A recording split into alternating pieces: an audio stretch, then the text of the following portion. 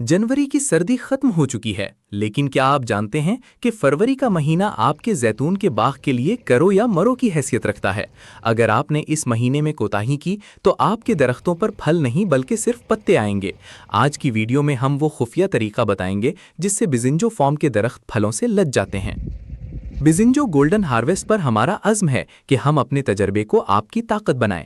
बिजिंजो जैतून model form पर हमने सालों की तहकीक के बाद वो फार्मूले तैयार किए हैं जो बंजर ज़मीन को भी सोना उगलने के काबिल बना देते हैं। हमारी कामयाबी का राज सिर्फ दरख्त लगाना नहीं बल्कि उनकी दुरुस्त वक्त पर दुरुस्त देखभाल करना है।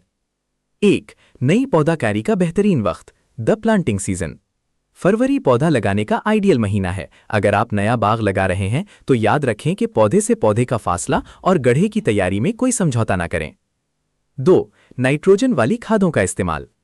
शगुफे निकलने से पहले नाइट्रोजन की पहली किस्त देना जरूरी है। ये वो खुराक है जो दरख्त को फूल लाने के लिए तैयार करती है। 3. आबपाशी, इरिगेशन में तब्दीली।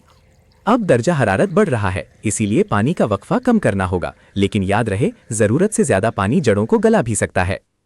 4. बोर्डो मिक्सचर का स्प्रे। फफूंदी और बीमारियों से बचाव के लिए ये आखिरी मौका है। शगुफे मुकम्मल खिलने से पहले हिफाजती स्प्रे लाजमी करें।